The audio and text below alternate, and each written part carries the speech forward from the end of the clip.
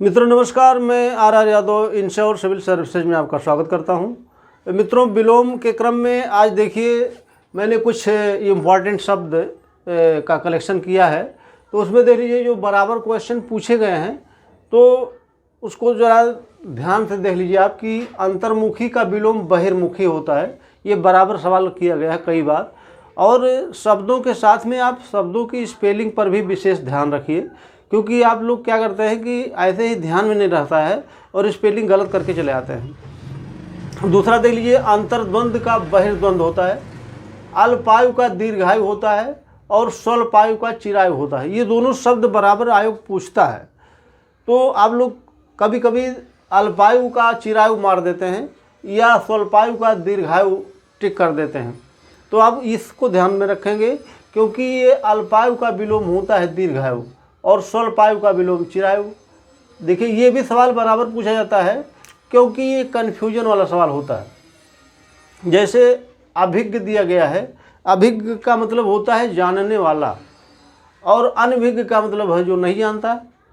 तो ये जस्ट विलोम होता है इसका। ऐसे ही तिमिर का विलोम आलोक होता है। यहाँ से क्वेश्चन बराबर किया गया है।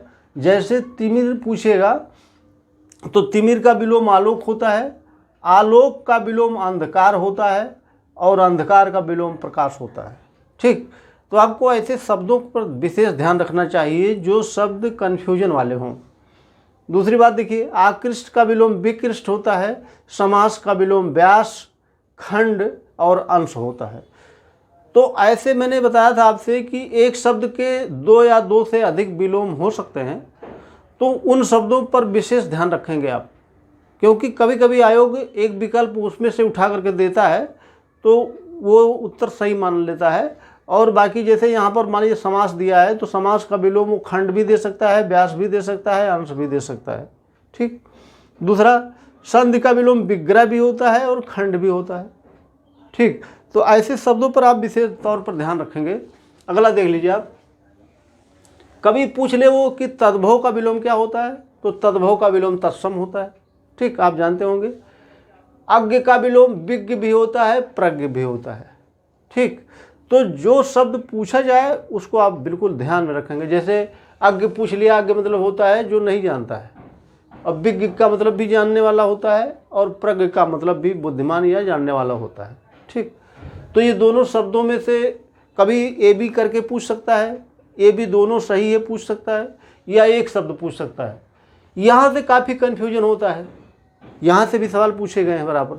जैसे आर्द्र का विलोम शुष्क होता है, शुष्क का विलोम सिक्त होता है, आर्द्र भी होता है। ठीक, ऐसे ताप का विलोम शीत होता है, तो शीत का विलोम उष्ण भी होता है, ग्रीष्म भी होता है। तो जब आप शब्द देखेंगे कि इसका विलोम ये होता है, और यहाँ से निश्चित तौर से आपको प्रश्न मिलेगा। मैं बता दूं आपको कि जितना भी शब्द मैंने यहाँ इस वीडियो में लिखा है, अभी तो मात्र ये तीसरा वीडियोज है विलोम का, तो आपको इसमें से 10 प्रश्नों में से हमको लगता है 8 प्रश्न मिल जाना चाहिए। कम से कम आपको 8 से 9 प्रश्न मिल जाएगा। इसलिए तो मैंने आपसे बोला है कि आपको बहुत ज़्यादा परेशान होने की ज़रूरत नहीं है। आप मात्र वीडियो देखिए, और वीडियो का अगर आप नोट बना लेते हैं तो अति उत्तम है। नहीं बना पाते हैं तो उसको 10 मिनट रिवीजन के तौर पर देख लिया करिए। उसके बाद में फिर आप जो भी टेस्ट पेपर कराए जा रहे हैं वो करेंगे आप। फिर जब मैं मॉडल पेपर कराऊंगा तो मॉडल पेपर में आपको अगर आप 55-56 नंबर ले आते हैं तो आप ये मान के चलिए कि आपको निश्चित तौर से आयोग में 57-58 तक मिल सकता है, क्योंकि मेरे जो मॉडल पेपर बने हुए हैं वो बहुत सरल सवाल नहीं है, बिल्कुल इक्विवेलेंट टू लोक सेवा आयोग के पेपर है वो। ऐसे ही आप देखिए, प्राकृतिक का विलोम कृत्रिम भी होता है, विकृत भी होता है और अप्राकृतिक होता है।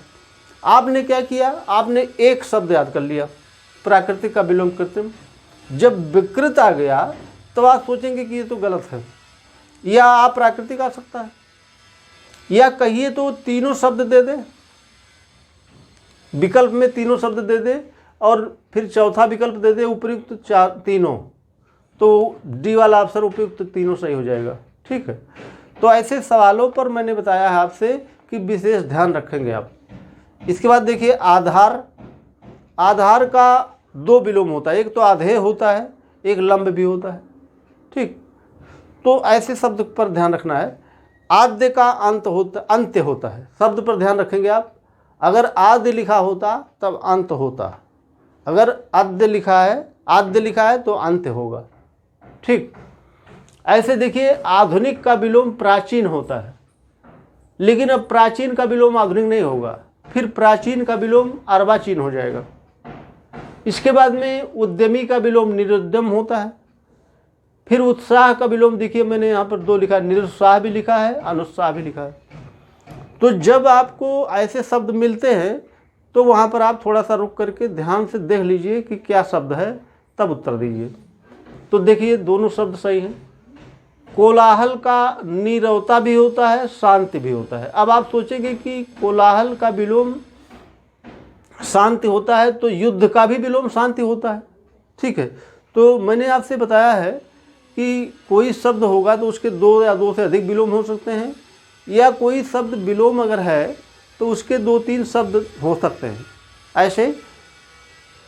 तो आप ये ध्यान में रखें, नीरवता मतलब होता बिल्कुल शांत एरिया, आप जानते होंगे। स्वीकार का 2 विलोम होता है, अंगीकार भी होता है, अस्वीकार भी होता है। अब वो क्या पूछ रहा है, क्या विकल्प में दिया है, उत्तर करना है आपको। इसके बाद में यथार्थ का देखिए 3 विलोम मैंने लिखा है यहाँ पर। कृत्रिम भी होता है, कल्पित भी होता है, अयथार्थ भी होता है। अब जो विकल्प मिलता है आप उसको कर दीजिए, ठीक। ऐसे ही आपको ध्यान में रखना है, किसी शब्द के बारे में अगर आप देख रहे हैं तो उसके पूरे विलोम देखिए कि इसका क्या क्या विलोम और हो सकता है। इसके बाद में देखिए अध्यवसाय का विलोम अनध्यवसाय। दूसरा शब्द देख लीजिए, झंकृत का विलोम निस्तब्ध होता है, ठीक। और मैं आपको जानकारी देना चाह रहा था कि जैसे कुछ लोग ऐसे भी हैं जो टेस्ट दे रहे हैं, तो टेस्ट देने से ही हमको ये पता चल गया कि आप लोग कितनी गलतियां करते हैं। तो हमको ये पता चल जाता है कि आप हमारा वीडियो देख रहे हैं या नहीं देख रहे हैं। जब नहीं देखेंगे तो निश्चित तौर से गलती कर देंगे। जब मैंने वो वीडियो में वो चीज़ पढ़ाया है तो हमको नहीं पता चलेगा कि आप उसको पढ़ेंगे नहीं पढ़े हैं। अगर पढ़े होते तो सही नहीं कर देते। तो इसके लिए करना क्या है कि आप विश्वास के साथ में वीडियोज़ को देख लीजिए। वीडियो में बहुत मेहनत किया गया है और बहुत अच्छे शब्दों का कलेक्शन किया गया है, और मैंने जो बोला है या मैं जो बोलता रहता हूँ वो मैं प्रयास करता हूँ करने का कि जो मैं बोला हूँ उसको करूँ। और ये निश्चित तौर से मैं कह भी सकता हूँ कि अगर आपने जितना भी मैंने बताया है उतना आप करते हैं तो 100% आप क्वालिफाई हो जाएंगे, ये मेरा दावा है। और आपको लगता होगा कि हमारे पास ऐसा कुछ कोई संजीवनी बूटी नहीं कि मैं आपको सूंघा दूंगा या पिला दूंगा तो आप पास हो जाएंगे, ऐसा कुछ नहीं है। आपको हमारे साथ में मेहनत करना पड़ेगा। और आप लोग कमेंट बहुत करते हैं, कमेंट आप लॉजिकल करिए। जैसे आप वीडियोज देखते हो वहाँ शब्द न मिले, या आप जो मैंने बताया है उस तरह से न पढ़ते हो, वहाँ से सवाल न मिलता हो, तो आप हमसे प्रश्न करिए। कुछ लोग क्या किए हैं, 2-4 शब्द रट लिए और उसी को रटने के बाद में सवाल करते रहते हैं। तो मैंने पहले ही बता दिया है कि आप क्या करते हैं कि कभी लूसेंट पढ़ लिए, कभी आपने आदित्य प्रकाशन किताब पढ़ लिया, कभी आपने इनको पृथ्वीनाथ पांडे को पढ़ लिया, कभी हरदेव बाहरी को पढ़ लिया। मैंने बता दिया है कि आपको कतई ये सब किताब पढ़ना ही नहीं है। जो पढ़ना है वो मैंने बता दिया। आप रेकमेंडेड बुक पढ़िए, पढ़ना हो अगर, और नहीं तो आप ऐसे ही इधर उधर किताब पढ़ते रहेंगे तो आप ऐसे ही जानते रहेंगे, ठीक। इसीलिए तो मैंने इतनी किताबों को काट दिया है कि आप इतनी किताब नहीं पढ़ेंगे। अगर आप इतना नहीं पढ़ेंगे तो आप सही चीज़ पढ़ेंगे, और आयोग सही चीज़ पूछता भी है। आप सोचते होंगे कि ऐसे करके चले आएंगे तो हो जाएगा, ऐसे नहीं होता है। आप सिस्टमेटिक ढंग से वही शब्द पढ़ेंगे जो आयोग पूछता है, सही शब्द पढ़ेंगे, तब आपको नंबर मिलेगा। तो कोई बात नहीं है, आप अभी बहुत समय है आपके पास, अभी भी आप अपने आप में सुधार कर सकते हैं और फिर से मेहनत करके आप वहाँ तक पहुँच सकते हैं।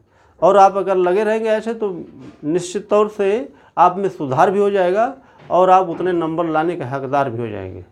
तो ठीक है मित्रों, बहुत बहुत धन्यवाद आपको, फिर हम कल मिलते हैं।